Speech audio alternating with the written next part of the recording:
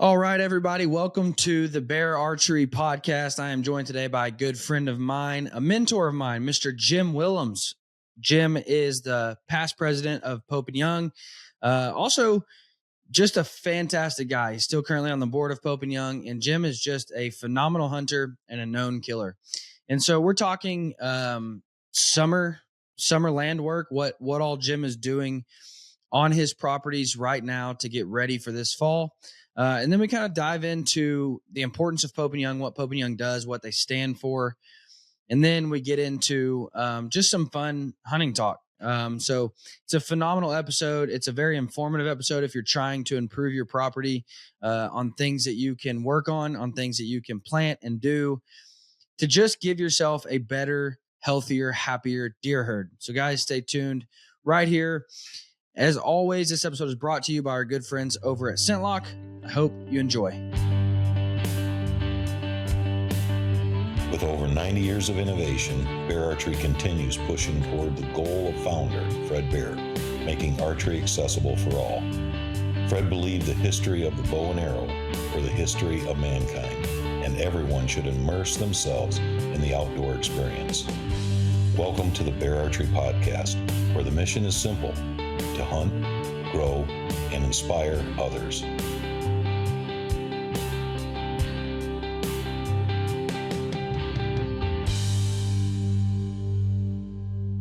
Guys, I am a big believer in custom-built aftermarket strings. Basically, the moment I pull my bow out of the box, whether it's a new compound, a new recurve, a new longbow, I'm going to be putting a custom-built aftermarket string on that bow. At Dominant Strands, they're going to be using high-quality fibers from BCY, like a low-wax 452X. The low-wax content and the special way that they pre-stress and pre-stretch those strings and cables make for a very, very stable set of strings. They're going to last longer and they're going to shoot better. There's going to be very little peep rotation. There's going to be very little stretch over time. You are going to be a lot happier in the long term. You're just going to have a lot better shooting experience when you upgrade those strings to an aftermarket custom-built set of strings. Plus, you can customize them any way you want. Now, I'm also a huge believer in custom-built strings for a longbow or recurve. Why? Because coming from the factory, they're not going to be using the highest quality materials. They're not going to be pre-stretching those strings over long periods of time. Whereas, again, if I call up Dominant Strands, they're going to build the best set of strings for that bow. I'm going to walk them through what I want out of that string, what I want out of that bow, and they're going to build a set of strings exactly to spec out of the best materials for that bow. Guys, a custom set, the best string you could ever buy for your recurve or longbow, is going to cost you about $30. That is the most bang for your buck that you can get when upgrading your longbow or recurve. You're going to get an incredible shooting experience upgrade for just $30. So I encourage everybody, the moment that recurve or longbow comes out of the box, upgrade it to a custom built string. Guys, the people over at Dominant Strands, they are unmatched when it comes to their customer service. You're going to call them up. You're going to talk to your string builder, the guy that's going to be building your strings. He's going to ask you what you're looking to get out of the bow. He's going to ask you about your bow. He's going to ask you about your nocks. He's going to ask you everything about your bow setup so he can build you the best set of strings for your bow. Guys, I would highly encourage everybody, no matter the bow, no matter the manufacturer, to consider upgrading your strings to a nice set of custom-built aftermarket strings. My boys over at Dominant Strands, they do it, and they do it very, very well. Their turnaround time is incredible. Their attention to detail is unmatched. Guys, give them a call for your next set of strings, and I promise you, you will be happy. Is it as hot in New Mexico as it is in Kansas? No, we've been getting quite a bit of rain. We're getting the afternoon monsoons, and we've had close to 100, but right now I think 85 for the high today. It rained last night. Oh my gosh. Pretty nice. Yeah, it's like a high of like 104 here. Yeah, I know it. So it's not pleasant. So no, but I just wanted to that's actually what I want to talk about. So with in Kansas, and we'll specifically talk Midwest whitetails, but so many people wait until September, October to even consider their deer. Like, Yeah. it's getting time to hunt. They start putting cameras out. But really, it's, I tell people it's the late winters, when winters are just brutal, and deer are being hit with frigid cold temperatures. And right now, deer need a Sure. lot of attention. So being a guy that, successfully hunts in Kansas and kills big deer in Kansas every year, what kind of summer prep do you do? What do you focus on during this time of year for your whitetails? Well, it's kind of everything. You have everything from food plots to trimming trails, trimming trees, resetting tree stands. I have a lot of tree stands that I leave out year round. So every couple of years, if it's a chain on tree stand, you have to loosen it up, and I'll loosen up the chain, at the end of the season, and then I'll come back in and kind of redo it. This time of year, get it ready, resituate it, because the chain will grow into the tree. If you have ladder stands, the strap gets too tight because the tree grows. The tree's always Yeah. growing. So there's just an endless amount of work you can be doing right now, especially. Now, one thing that you do, and I remember, I think I just put a post out asking if anybody does water holes and does them successfully, and you proceeded to send me a bunch of giant deer on water holes. Yeah. And what stunk was the one place I tried to do it. It wasn't the water hole's fault. It just that year, that property, there was just a ton of water everywhere else. Where in the past there wasn't water. Basically, long story short, the neighbor built a big pond. So I was so excited to put a water hole here because the deer didn't have any water. And then the one year I try it, I'm like, there's no deer coming to this water. Well, come to find out, neighborhood put in a pond. So walk me through kind of best practices for water holes for whitetails. Okay, well, I started because of the drought. That's what started me doing it, because it was a ways for them to get water. But then once I started doing that, I don't really even consider that there's water 200 or 300 yards away. I'll put a water tank right where I want it to be, in a place where I think the deer will like it, kind of in between the food and the bed. And once they get used to it, they're going to hit that instead of the stock pond that the farmer has. The Right. one where I killed my buck last year, it's on a creek, and about 50% of the time the creek has water in it. The last few years in Kansas has been pretty dry, so there was still some pools of water, but it's kind of stagnant water. And there's a livestock pond, maybe 300 to 400 yards away. But I went ahead and put up this tank, and I actually put it in front of a stand that has been there for years and years, where we've killed a few bucks. Just seemed like a good place to do it. And even though there's water that they can get to a few hundred yards away, when I put this up, within days, I was kind of trying to keep track, and in a 24-hour period, I had 24 deer water at that tank within probably 3 days of me putting it up. And some of them are probably repeats, and of course there's does. You can't tell which are which, but I was amazed how quick they hit it, and how much they use it. And the good thing is the deer don't drink a lot of water, so even though they use it a lot, in the springtime it'll last. It's like an 80-gallon black plastic horse trough, not real tall, maybe for sheep. But anyhow, in the springtime, I can get a month out of it without refilling it. And then while I'm hunting in the fall, it's about every 2 weeks I have to go in and put water in, which usually isn't a big deal because you're going in checking cameras and you're around a lot. So, but I was really amazed how much they used it. Now that said, I probably have half a dozen water tanks out, and every now and then you'll see a big buck that sees it and thinks, oh, that doesn't look right, and he kind of shies around it. So sometimes the big bucks don't hit it like you'd want them to, but my goal is to have it there year after year, so the fawns hit it and the does hit it, and as they get older, then they're just used to it being there, and that's just their normal water source. And I do realize that the buck fawns, they don't stick around; they take off and go somewhere else, and then you have 1.5-year-old deer that show up on your property, and that's going to be your target buck. eventually, but it's a lot easier to get a 1.5-year-old to pattern something a little bit different than a 6-year-old. So the goal is you just keep it year after year, and 10 years from now, all the deer are using it, even though there's a water tank, 400 yards away. Yeah. So how big of a tank do you shoot for? And I mean, I'm sure that depends on, how easy it is to get in to fill that water hole and, the deer population in that area. But I mean, how big are you shooting for, and how often do you have to refill that water hole? Well, all of that depends. It just depends on, is it going to be permanent? I have some basically garden tubs that are black tubs. They're 20 inches wide and 3 feet long, but they're only about 6-7 inches deep. I will put those up on public land, and they might hold 15 gallons. But I'll put those up on public land, and if there's no cattle around, you can usually get a few weeks out of them.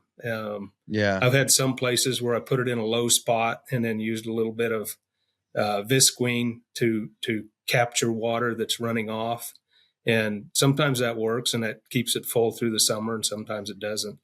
But on my whitetail properties, the stuff that is permanent, they're mostly the 50 to 80 gallon livestock tanks, black plastic. I don't know. They're around $100 a piece, somewhere in that neighborhood. But if you're going to put them out and leave them year after year, the expense isn't too bad. You just kind of get over that after a while. And how do often you keep it from going stagnant? I mean, just nastiness, like it just turning green and gross. I mean, mine did it pretty quick, but again, deer weren't using it. So yeah. And I don't know that really matters, but the one thing is I'm not around enough. So I'll get there and it's dry. So I dump the scummy stuff out and then fill it up with clean water. It's not too much of an issue until the fall, and the fall just fills up with leaves. So you when it gets low, you dump it out and you start over again. They aren't, they're really light. I don't know, they might weigh 15 pounds. So it's not a big deal to dump them out and clean them out. Now, how is it that you're filling them up? What are you taking in to fill them up? I have 2 water tanks. One of them's like 250 gallons that'll fit in the back of a truck. And then I have another one that I think is 80 gallons, that I've had for a long time. The 80 gallon one I had for my business way back when. So basically that was free. But the 80 gallon one, I can typically fill 2 tanks out of it. And, the big tank I use for, watering trees after I plant trees in the springtime and in the fall. And it's one of those, it's kind of indented on the side, so it fits between the fender wells of a pickup. And, that I can fill everything I have with those tanks. Yeah. Yeah. I got lucky because the one place I wanted a water tank, my in-laws had a well not far from there. So I could literally run a water hose and just fill the tank up. So I was so excited for it to be there, but then deer never used it. So, I had a couple. I think I would leave it and see if they get used to it. That's kind of surprising. I've never had any tank I've put out where the wildlife didn't use it. I had a couple coons swim in it. That's about it. They thought it was their personal hot tub, but 2 raccoons and but it was just a weird year last year. I mean, everything was weird. I think we talked about this a little bit, and I know I talked with Jack Culpepper about this in his property in Kansas. It was just a weird year. I don't know if you experienced this, but I've talked to other guys around Kansas and even some, Oklahoma and Nebraska. But just the deer were not, and I don't even know what to say about them, but I remember, my like properties that I would have 150s and 160s on, I would only see 120s and 130s. Like it was just, and the same with Jack. Jack didn't even shoot a deer last year. He's like, dude, the biggest deer I had on camera was a 120, which is not like my properties. And so it was just different. I don't know what was going on, but even this year already, I've gotten deer on camera that I never saw last year. And I'm like, it was just weird. I don't know. I don't know if because of the drought they had to, move to find water elsewhere or what, but my properties were struggling and I thought this is so weird. And then we were at an event in Texas for Pope and Young, and I was sharing that with Jack, and he was like, "Oh, dude, mine have been horrible." And then I think even Scott, back in another board member of ours, piped up and was like, "Oh, dude, I have some buddies down there, and they said it's been rough." So I don't know. Last year was just a different year, and so I can't really judge trying something new off last year, but especially not on that property where they just put a big pond in 200 yards away. So and my experience was similar. It was a weird year, and the biggest thing that I saw, especially the last 2 years, was the antler quality was down. And for 2 years we had really dry springs, and they need that for antler growth in the spring. That May, June, July stuff, they need as much forage as they can get, and that's what I think was the problem with the antler quality. And the rut was off a little bit. I didn't see the activity that I had seen in years past, but obviously they still rutted because they have the fawns the same time year after year. But I didn't see as much activity, which for me, it's been a long time, maybe 10 years since I had a year like that where it seemed off. And last year was off, but that said, I was able to pattern some bucks and still had a good hunt. But the antler quality was 10 or 15 inches smaller than what I was normally used to. Yeah. And I think, like you said, it was just a couple years back to back. And I think last year, it just, those 2 years really took a toll on them. And so it really showed up last year. Whereas the first year, so we're talking 2022 growth year was rough, but then you had a 2023 rough growth year, and it really just showed because that was 2 years in a row of a hard growth season on the deer, and it really showed. And so I remember shooting the deer that I shot with my son, which it was only what measured right at 125. So that's all I wanted was to be able to put a deer in the book that me and my son shot together. It went right at 125. And I remember thinking, like, that's the biggest, most mature deer I have on this property. Whereas in years past, that wasn't the case at all. But, when that deer showed up, I'm like, that's the biggest deer I've seen all year, like on this property. And I think you're right. Just those 2 years of a rough growing season just really took its toll that last year. And so what do you look for to be a really good growth year? Well, a mild winter with good food during the winter. And when we get to food plots, I'll talk about that, what my goal is with food plots. And then, of course, a wet spring with good forage. And it just kind of depends on if you're in the grassland or the farmland or the combination of both, which most of what I hunt is mostly grassland, but there's enough bottom ground that there's some good ag fields. But yeah, you need that growth in May, June, July. You need a kind of a mild winter where they're in good shape coming into when their antlers start growing. And that's really what I've noticed when you have the best antlers is when you have a good wet spring with plenty of feed. Yeah, for sure. So what is it that you try to focusing on and different food plots for different, goals, but we'll look at overall deer herd health because that, as an outdoorsman, that should be our goal no matter what, not just to kill them, but to create a healthy herd overall. So what are you planning and when, where, and why? Yeah. So mostly the food plots I do year after year are mostly targeted for the winter feed. Because like I said, we have ag fields, you have wheat, which is green in the winter, and it's good food. And even when it's heading out in May, it's high protein. If the deer want that, they got that. We have soybeans, which is great, clear until the end of September when it starts to brown up. You have high protein. We have a lot of milo where I live, and it doesn't seem like the deer really appreciate it until it's cut. And then in the wintertime, they're out there eating the heads off the ground, and that's when you really see them in there. But but I think they eat it a lot too as it's growing. And one thing I read, a long time ago through the Quality Deer Management magazine was a deer will only eat 60% of one thing. They need a variety. And even if they're out in a soybeans field, you'd think they'd just be stuffing on soybeans because it's high protein, easy to chew, very palatable. But no, they'll eat 50, 60% of their diet will be soybeans, and then they'll go off and they'll chew on grass and other leaves and what other forbs they can find. And what always amazes me in the fall, I'm sure you've seen it too, but you'll see deer walking around picking up dried leaves. And there can't be much protein food quality in that at all.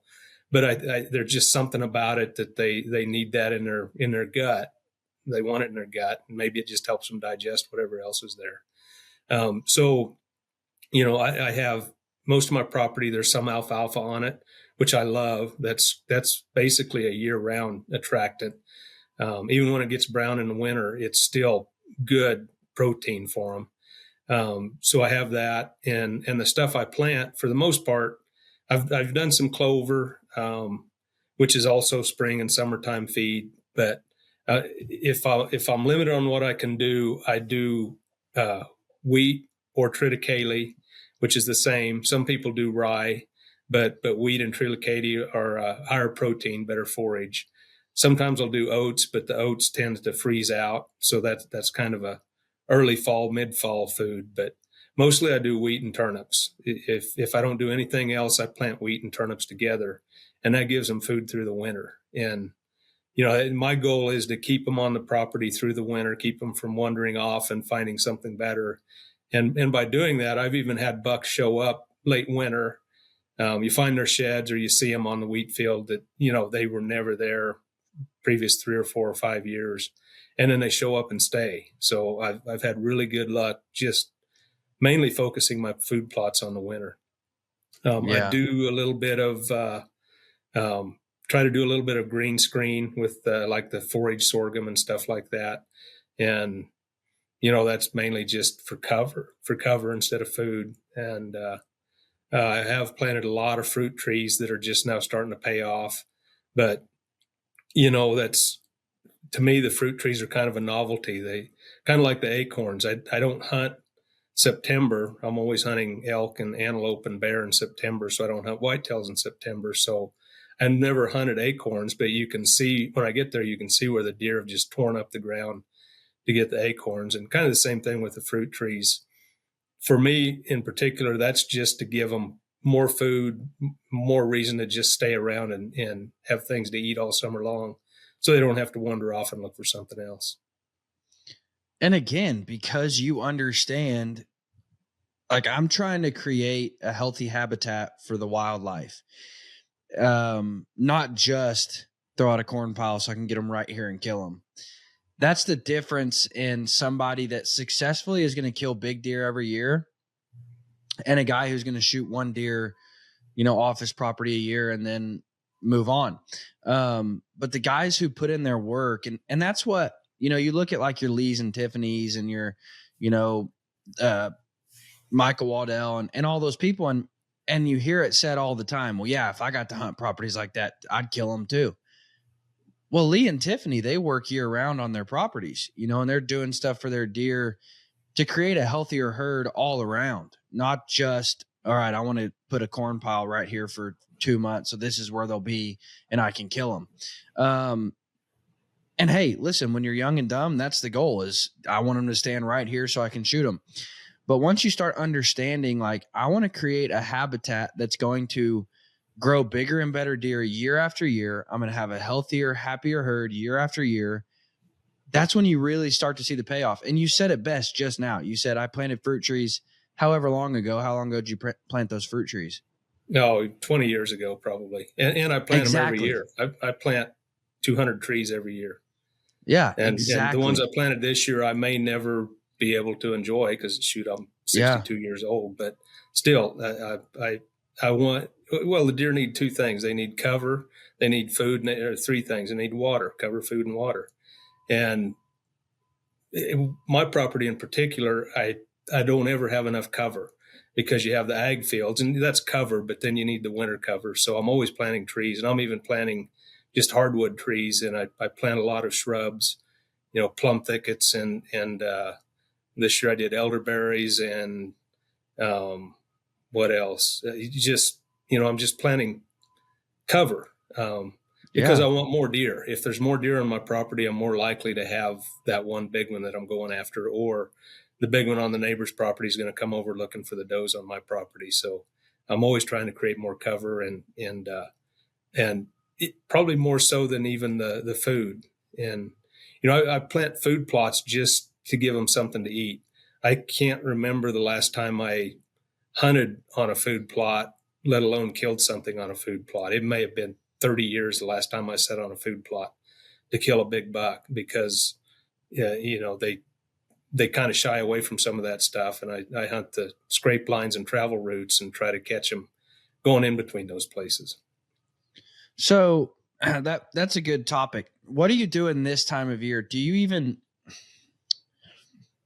What are you doing this time of year to start patterning deer? Cut. To start creating a pattern on those deer. Because obviously a guy like yourself, you're out there all the time. You're working to create this habitat. Like, you're seeing where the deer are this time of year.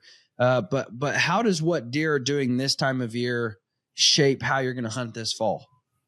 Well, this time of year, I try to make it so they have to go where I want them to go. So this time of year, I do two things. I mow and I spray. And, I don't spray to kill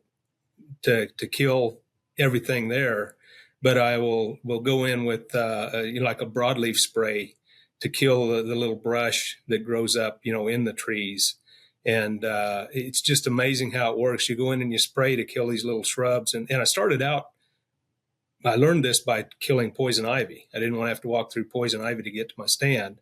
So I'd spray a path into my stand that killed the poison ivy. And then the next time I'd go there, there's a deer trail there, path of least resistance.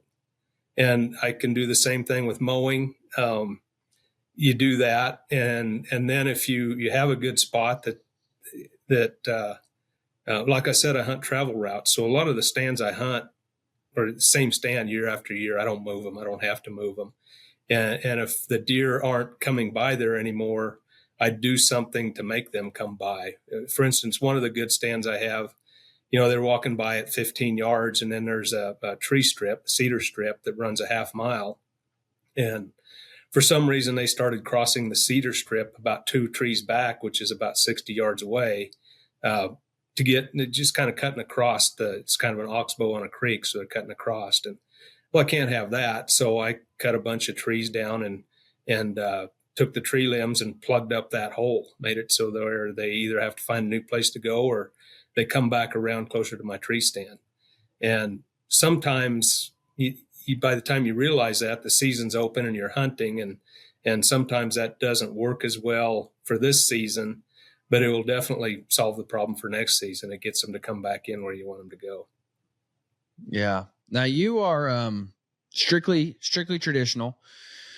Right. And for those of you that don't know, like, Jim Willems is just a one bad to the bone cat. Like, and he's humble, so he's gonna lie and say that he's not. But Jim consistently kills big deer, consistently pins them down. But you got to get them close. Like, you have to get them. I mean, what is not only your effective range, but what's your goal on how to get there? How close do you want to get that deer coming to you? Well, the goal is 20 yards or under, and I've shot deer farther, but when you're setting up, I like that 16 to 18 yard shot is just perfect. And I don't like a high tree stand because of the shot angle. So, we discovered years ago by my sister-in-law being afraid of heights that in Kansas, where you're hunting deer that aren't really overly pressured, a 10-foot ladder stand is fine. You just have to sit still and you have to have a background. But my ideal height is 12 or 13 feet. And, I feel like you're high enough to where they're not looking up as much, and low enough to where you have a good shot angle from about 12 yards out. And then also, if you get too high, then you get up in the canopy of the tree and you have to trim so much out to even be able to shoot from that stuff. But the goal is 17, 18 yards. And kind of a funny story, I told you I put the water tank up 3 years ago on this place, and I just stuck in front of the stand and cut a big old tree limb down and put it on the far side of it, and kind of brushed it in so the deer have to walk in their broadside when they drink, right? So I'd had some good bucks watering here since I put it up 3 years ago, but just never one of my target bucks. So I intentionally never hunted there because I was afraid one of those 150-inch bucks walked by, I'd have to shoot it when I was trying to kill a bigger one. Well, last year, my target buck busted up his antler basically one whole side. So I'm going to plan C or D by now. And I have this nice 10-point coming to water, and it's November 24th. And I think, well, okay, I've hunted hard. I'm going to go try to get that 10-point. And he's a 5-year-old deer. I get in there the first evening and sit in the stand, and it's only 11 yards shot. And it's like, oh man, this is too close. I'm in a 10-foot ladder stand, and the water tank's 11 yards away. And it's like, man, I'm not sure this is going to work. Because I'm afraid he'll sense me, he'll see me something. But it's too late. I can't move it. I thought, well, we'll see what happens. And that evening he didn't come in, but some little bucks and does did. And then the next morning, the 10-point come in and walked right in, stuck his head in the tank, and I shot him at 11 yards, quartering away. So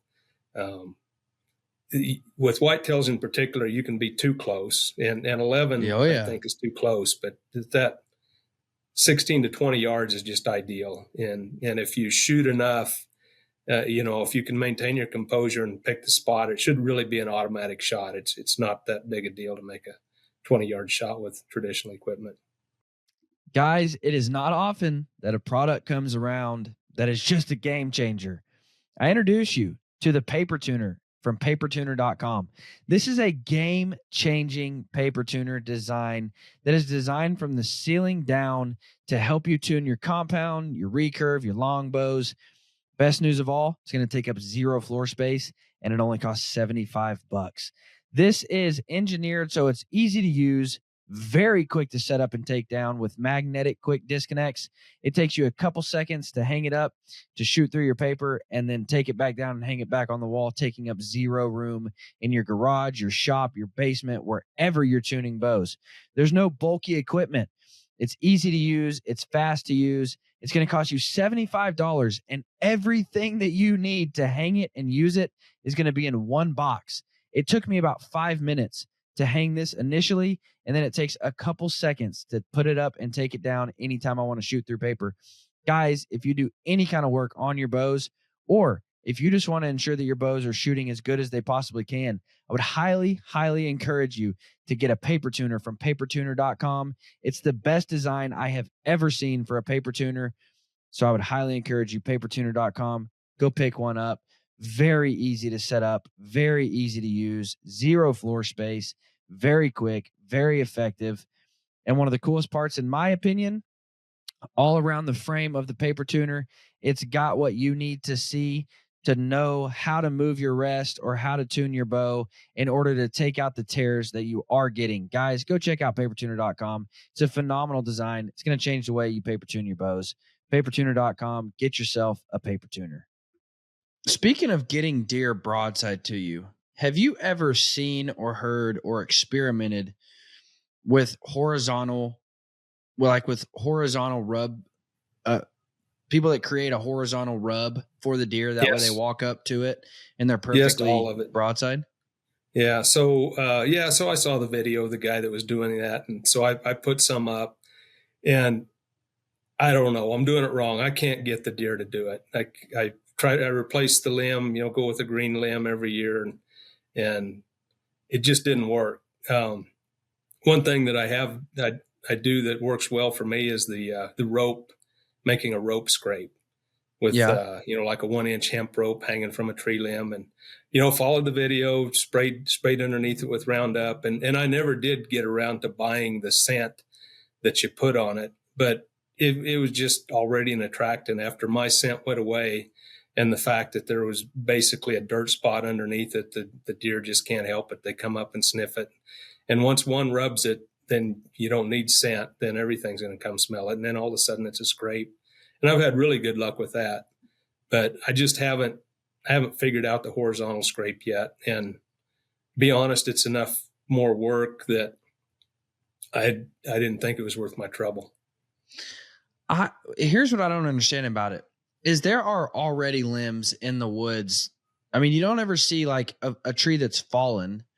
You don't ever see a deer rubbing on that. I mean, you don't ever see, there are limbs that go out from trees that height and horizontal, and I never see deer using them. So when I saw that, I'm like, I've seen enough deer pass by horizontal limbs that would have served that purpose if they wanted them to, and I've never seen that happen. So I was just curious if you'd ever tried it before. Yeah, I agree. But, I watched the video and saw the guy doing it, and he's killing big bucks on them year after year. So obviously it works. It's just he's doing something that I didn't do. Yeah. And ultimately, that's really not my style of hunting. I for the most part, I hunt travel routes. I'm trying to catch them going from one place to another. And you're in the trees, but you hunt long enough, you realize that a buck will scent check a piece of timber, a piece of habitat, whatever it is, and he will almost always walk downwind of it, right on the edge. And if it's not pressured, he's outside the edge.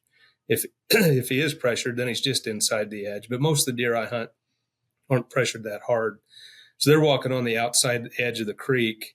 If you have a south wind, you have to hunt the north side of the creek, and then pretty soon you kind of realize where they cut across from one point to another. And you can find a place where you're hunting a deer that's going to be walking downwind of you for the most part. But if you get just the right angle and put a stand there, then you can get a broadside shot before they wind them. So 90% of the time, that's how I kill my buck, is hunting one of those spots, knowing that he's going to come by with a particular wind. He's going to come by on this side. And, eventually that big one is going to come by looking for a doe, and I'm going to get him shot. That is, you brought up a good point, because I had this piece of property, and I remember just not being able to find a way to hunt it, like not being able to find a wind to hunt it. And so I finally decided, I'm like, you know what?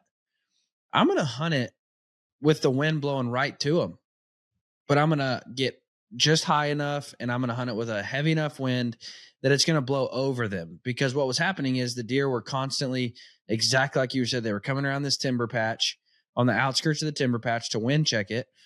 And so if I hunt it with a heavy enough wind, 10, 11 mile an hour wind, it's just going to blow over them and then dump in the field.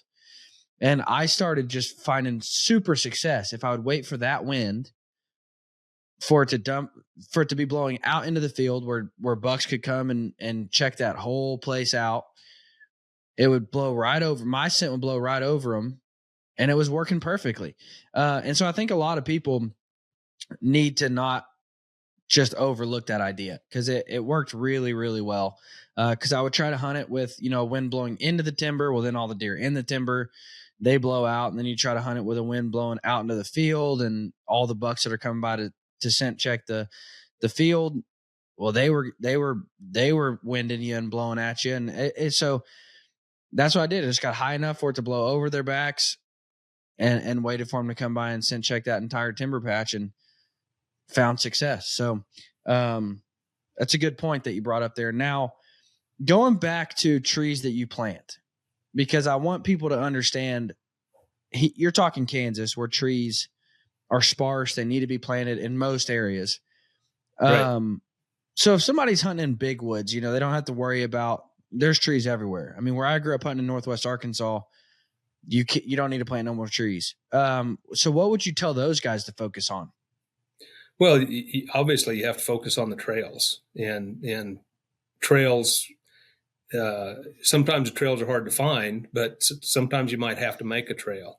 And like I said, trails and scrape lines are, especially pre-rut. I've killed a lot of bucks working a scrape line, because I don't hunt corn piles. I just won't. I don't have to.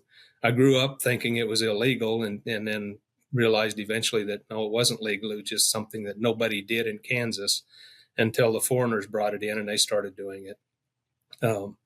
But that said, I hunt Nebraska too every year, and you can't bait in Nebraska and just as successful there. It's typically just the next size smaller bucks, but still, once you learn how to hunt without corn, you'll never go back. It's so much more enjoyable, and and it's work too. But you brought up the hardwoods. You have to find the trail. You have to find the scrape lines, and if you can find a reason why they have to go a certain place in the woods, whether you're blocking off other trails, which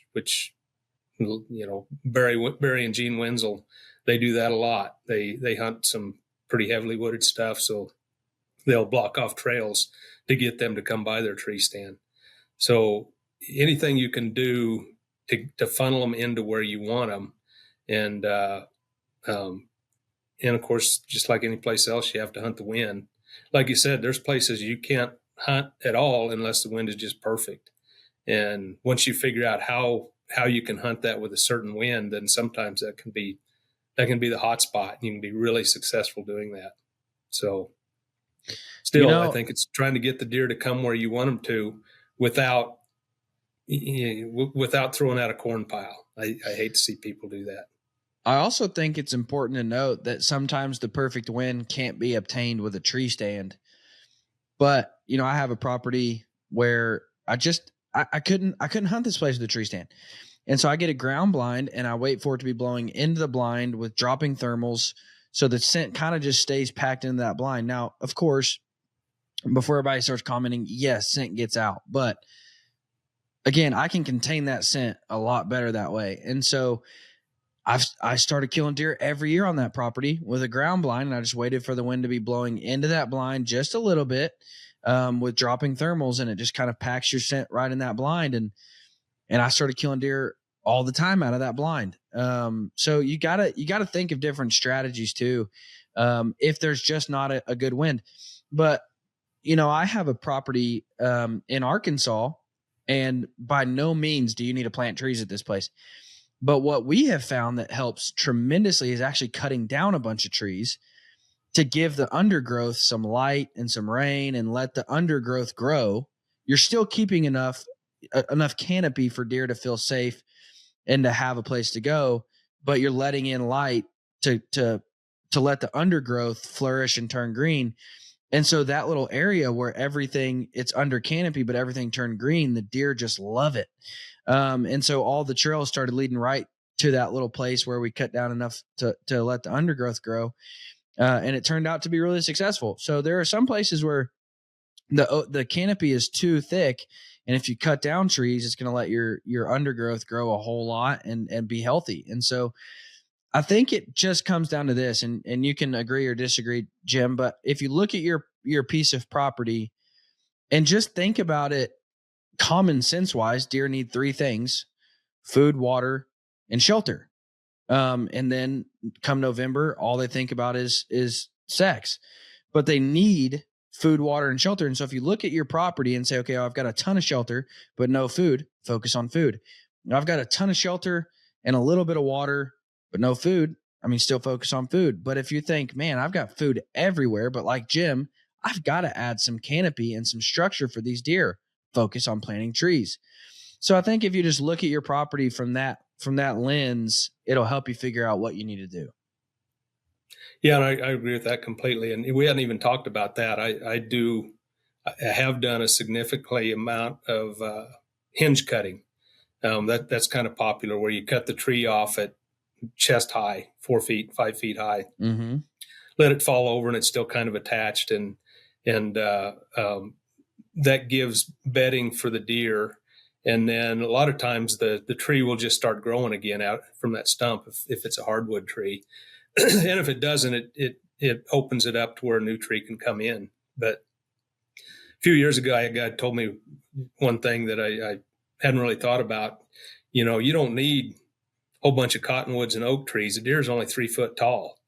You just need enough cover to cover that deer. And so that's why I've started doing a lot more thickets, plum bushes and elderberries and choke cherries and things like that. For one, they're really hardy and easy to grow. They don't die as easy as fruit trees. Fruit trees can be a pain, man. You spend hundreds of dollars and you spend 3 days planting them and work your butt off, and then you get a dry spell. If you're not around where you can water them all the time, they're a lot harder to grow than some of the shrubs and some of the hardwood trees. But yeah, I got real busy and did a bunch of hinge cutting a few years ago, and really my hinge cutting was around bedding areas to make the bedding areas bigger. And also the theory is they can escape coyotes better in the hinge cut area. They can kind of run under the stump of the tree and get around and get away from them. So there's that. And, I did one spot. I have a tree stand that, I don't know, I thought it was about 100 yards, 150 yards from a major bedding area. And I thought, well, I'm going to expand that. So I did some hinge cutting. And then that fall, I climb up in the tree stand, and just as soon as I sat down, there's does standing up that can see me from that stand, that I got too close to the stand. So I went a little bit too far. So the lesson learned there, if you're creating bedding habitat, don't create it too close from where you want to have your stand. Yeah. Or don't put it downwind of where you want to have your stand. That too. Or you might just have to move your stand. But I didn't want to move the stand because it was in the perfect spot. Yeah. So we've talked a lot of deer hunting. So before I move on, I want to ask you about your upcoming fall. But before I move on, I do want to mention that Pope and Young has an incredible raffle going on right now. It is a deer slam raffle. So basically the winner is going to get to complete their deer slam. So I've got a ton of whitetail listeners on this podcast. So if all you've ever killed is a whitetail, that means you get to go on 4 different hunts to kill all the other 4 species. If you've killed a whitetail and a mule deer, that means you get to go on the 3 other hunts, Columbian, Sitka, and cow's deer. So whichever deer that you haven't harvested with bow equipment, with archery equipment, Pope and Young is going to send you on those hunts. So if you've never hunted any deer, if you've never killed any deer, you're going on 5 hunts. If you've only killed a whitetail, you're going on 4 hunts. It's an incredible opportunity for a $20 ticket. So I would highly encourage you to head over to Pope and Young's website and get entered to win that raffle, because for myself, it's so worth it. I mean, even if you get to go on one of those hunts for $20, it's still worth it. So guys, go enter to win the Deer Slam raffle with Pope and Young. You're going to support conservation, and you're also going to get to complete a deer slam if you win it. So now what makes it even cooler. So we'll say that a guy wins it and he's only killed a whitetail and a mule deer. So he's taken the coos deer, cow's deer, the Sitka, and the Columbian. We're then going to pick a winner for the whitetail, and we're going to pick a winner for the mule deer. So there will be more than one winner. And then we even have some other prizes to throw in. So there will be up to five winners. So I would highly encourage you to go to Pope and Young's website and get your tickets for the Deer Slam raffle. Jim, give us your you've been involved with Pope and Young for a long time, past president, current board member. Give us your speech for Pope and Young. If you only had 3 minutes to share with somebody why they need to be involved with Pope and Young, what would you tell them? Well, it is the national bow hunting organization, and if you like to hunt with a bow and arrow, you should support that type of organization. Just like with the NRA, if you support your Second Amendment rights, you should belong to the NRA, whether you like them or not. They're what we have to fight the battles and to allow you to keep and own firearms.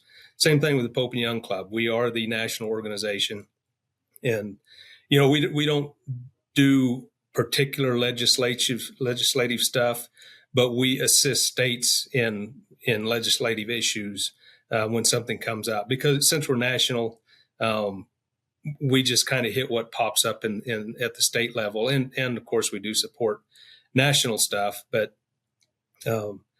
we're the only ones that can be kind of the clearinghouse for the different states to let, say Colorado has an issue come up. We can let them know what happened in Montana that worked to keep bow hunting opportunities available, or worked in Arizona or whatever. Get them in touch with the people that make that work. And when We do have a conservation outreach and education program where we raise money for various conservation and outreach things. But there's also some funds available to help at the state and local level on the issues that come up. So that you said 3 minutes. That's the main reason. We are the national bow hunting organization. And if you want to hunt with a bow and arrow, even if you only hunt your own state, the Pope and Young Club has had some influence. I guarantee it at your state level, getting what you have now that didn't exist 50 years ago. And the Pope and Young Club will have the opportunity to help keep that at some level. And it's a constant battle. Everybody wants the seasons that we have, and you're always fighting to keep other weapon types out of those seasons. And the only way to do that is to work with people who have already been there and done that, or at least have the expertise to show you where you can do it. Here's the biggest problem, Jim, is most people think, well, I've always had a bow hunting season. I'm always going to have a bow hunting season. And that's just not the case. I got to build a relationship with a guy here in Kansas, and he remembers the very first bow season. And he remembers Pope and Young actively stepping in to help create that season. He also remembers back to a time which I obviously wasn't around, but it's hard for me to imagine a place in Kansas where when you drive around and you don't see any deer. Like he remembers that time where you might see a deer a year, driving down the road. You're like, oh, there's a deer. And it was like a special occasion. It was a special occurrence to see that deer. And when you told somebody, that first year you told somebody I'm going out to bow hunt deer, people just thought you were crazy because they weren't here. You didn't see deer like you see them now. And he remembers Pope and Young actively stepping in to help create that season. And now you look at Kansas as one of the easily top 5, 6, 7 states for whitetail hunting. Well, thank you, Pope and Young, for stepping in to help create a bow hunting season, because now we have something special here. And so it's also a testament that hunting is conservation and that we help create healthy herds by hunting. But, I think it's for that generation that remembers a time where, I wasn't allowed to bow hunt the deer or the elk or the mule deer or the caribou or whatever in my state, in my region, in my territory. And then Pope and Young came, and now I can. For those people, for that generation, it's a no-brainer. But there's a generation of people now that there's always been a wealth of bow hunting opportunities, and they think that there always will be a wealth of bow hunting opportunities. Well, somebody has to continue to protect those rights, and that is Pope and Young. Right now we're fighting. Well, we just raised, I can't remember how much money, maybe off the top of your head, but we just raised a certain amount of money for Kentucky bear hunting. And that's something that's actively trying to be taken away. And Pope and Young is actively trying to raise money and continue that opportunity for people in Kentucky to be able to hunt bears. And so for people that say, well, what's in it for me? What do you do for me? Well, we protect your rights. We're the ones that are actively working to protect your rights as a bow hunter. And so I've said it before, and I've been told that it was harsh, but I'm going to say it again anyways. If your bow hunting rights are taken from you and you weren't part of an organization that was protecting your rights, you have no right to complain. So I tell everybody, you need to be a member of your state's bow hunting organization. If you have local bow hunting organizations, be a part of those, because we need those people. Those people reach out to Pope and Young and say what's going on in their areas. But if you're a deer hunter, you need to be a part of the NDA. If you're an elk hunter, you need to be a part of Rocky Mountain Elk Foundation. If you're a bow hunter, you need to be a part of Pope and Young. If you're a duck hunter, Ducks Unlimited. You need to belong to those groups, because if your rights are taken from you and you weren't actively supporting those groups, you really don't have any right to complain. Well, I couldn't have said it better. You explained it the best possible way. Somebody's always trying to take what we have, and it's not necessarily always anti-hunters. It's, it may be the rifle hunters or muzzleloaders or crossbows, or whoever. But you have to have somebody that will stand up and advocate for what we're doing. And just like you said, if you are a bow hunter, man, step up and support in some way. Yeah, And you were talking absolutely. about the Grand Slam raffle or the Deer Slam raffle. What a great opportunity to get out and hunt some different species. And it is with some really good outfitters. If you win one of these hunts or 4 or 5 of these hunts, whatever you do, you're going to go on a good hunt. You're going to have the opportunity. And I have purchased tickets for it, even though I would only be eligible for one species. I've taken Which one are you 4 missing? to 5. What? Which one are you missing? I've never hunted a Columbian blacktail. Really? And I will hunt the other 4 this year. I hunt the other 4 pretty much every year. But that's just far enough away. I shouldn't say that. It's just not part of my routine, because I fly to Alaska every year and hunt Sitka blacktail, and I'll do that every year. But it's just because I found some good places to hunt, and it's So Alaska. you've never even hunted them, or you've just never harvested one? I've never even hunted them. Really? No. That's surprising to me. I thought you Yeah. hunt everything.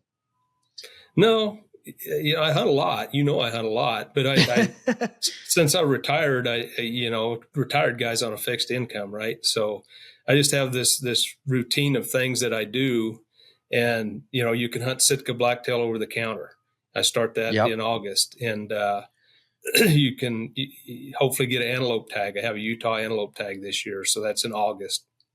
Then mule deer and elk, black bear in September.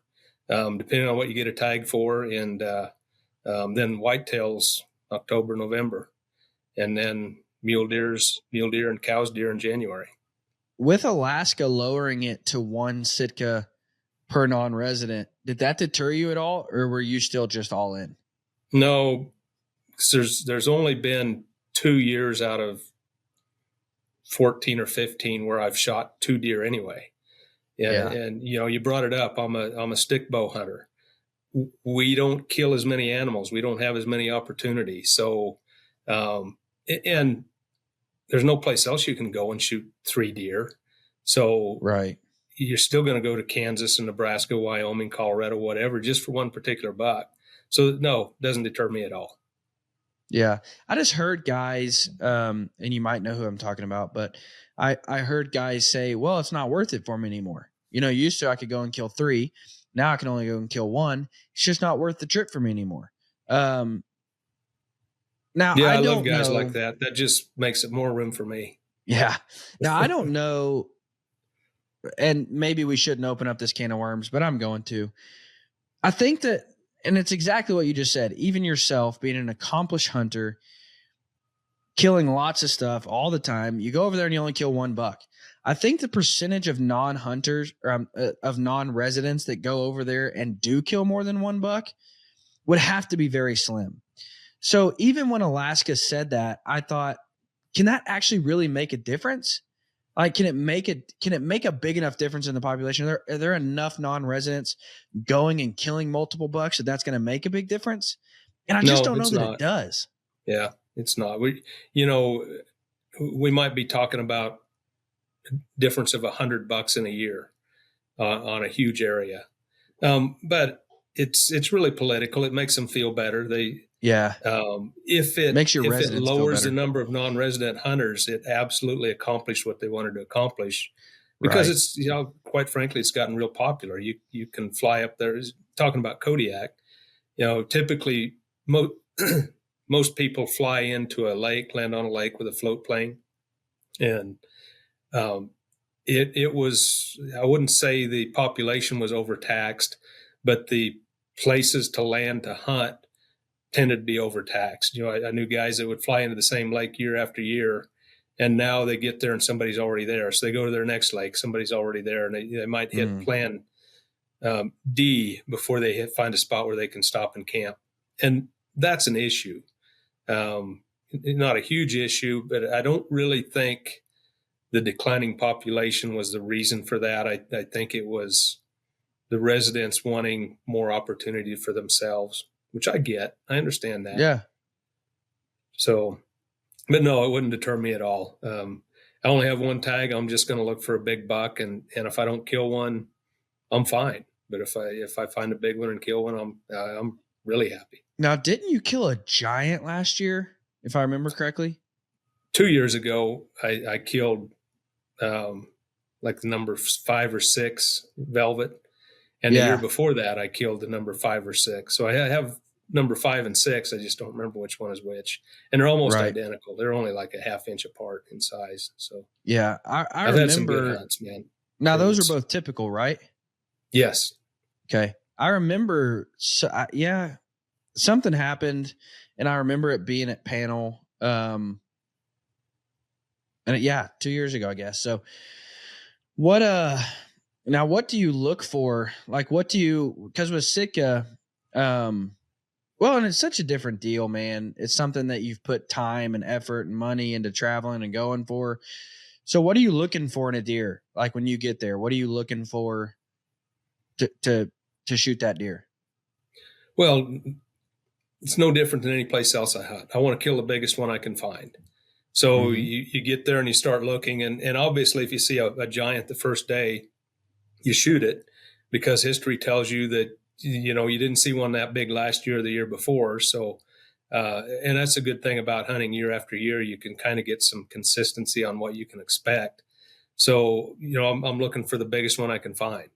And the Sitka deer is glassing and stalking. So you're not sitting in a tree stand and all of a sudden they just show up. You're glassing the deer and you're looking them over, and then you're deciding if it's one you want to go after.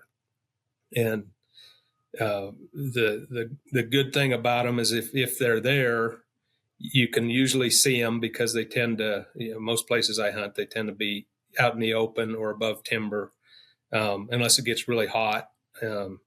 So you have a chance to kind of look a few over before you go after one. Yeah. The downside is it's Alaska, and you could be there for 8 days and the cloud cover comes in, the fog comes in, and you might not get a single day to hunt. You just can't see 50 yards. So you blow the whole hunt sitting around camp waiting for it to clear off. If I'm hunting Prince of Wales, another downside is if you have a couple of days of warm, sunny weather, then the deer timber up in the rainforest, and then you can't find them. If you can glass and glass and glass, and they have millions of acres of rainforest, they could be 200 yards from you and you'll never find them.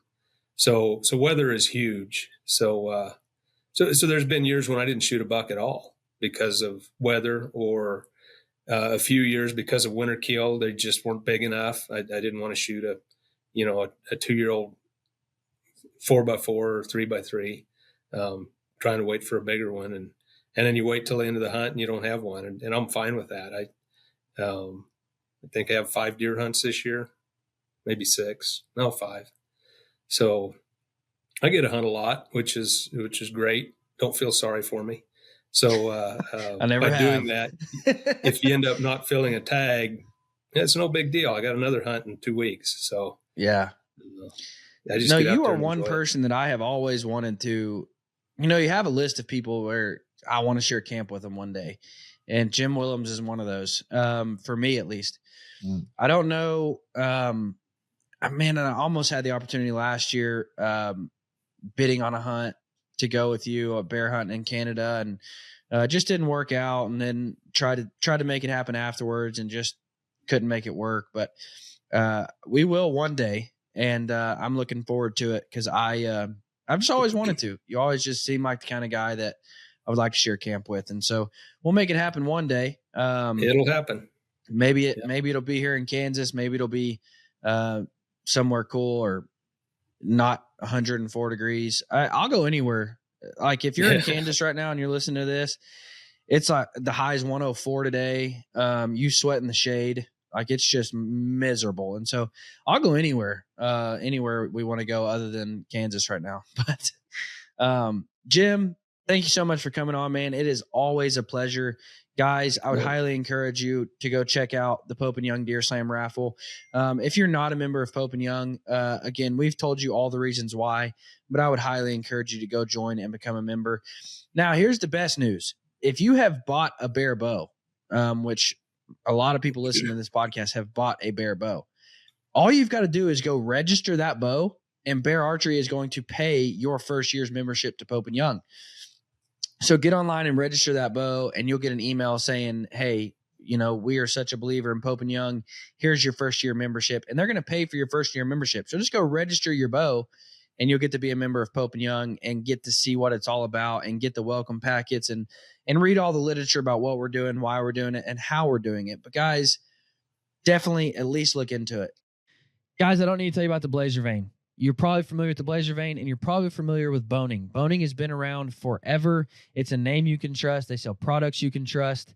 They have everything that you need to build your own arrows. All of the jigs to fletch your own arrows, all of the vanes, all of the wraps, the numerous types of vanes and wraps to build any kind of configuration you want. They also have some really cool Fredbear branded products with their Fredbear camo wraps and their Fredbear flannel wraps. Something that's really cool about that Fredbear flannel, that's actually a photo that was taken of one of Fredbear's flannel famous shirts, the red and gray and black that he always wore. That's actually a photo taken of his personal shirt and put on a wrap. It looks really cool, especially on some traditional arrows. But my very favorite configuration, and this is coming from an arrow junkie that's tried out all different kind of vanes and all different kind of configurations. I have found that this configuration stabilizes pretty much every arrow. It's whisper quiet. They fly fantastic. The 3-inch Bronco vane in a 4 fletch absolutely flies like a dart, whether you're shooting mechanicals or big fixed. This is going to be a fletching configuration that will work. Again, whisper quiet, long range accuracy. I love this configuration. This is on every single one of my compound arrows. They just work. Guys, I would highly encourage you to check out Boning, not just for the Blazer vane, but for the Heat vane, for the Broncos, for the X vanes. Everything that you need to build your own arrows is right there on Boning's website. They've been around for ages, and I promise you, if you order from them, you're going to get products that you can trust. Guys, thank you so much for listening. Jim, thank you so much for coming on. Good luck this season. And, hopefully the tone of this podcast was set to don't wait until September or October to get out and do the work. There's stuff that needs to be done on your deer properties right now. So get out there and do it. Thank you for listening. Y'all have a fantastic week. Thanks, Dylan. It's been a pleasure.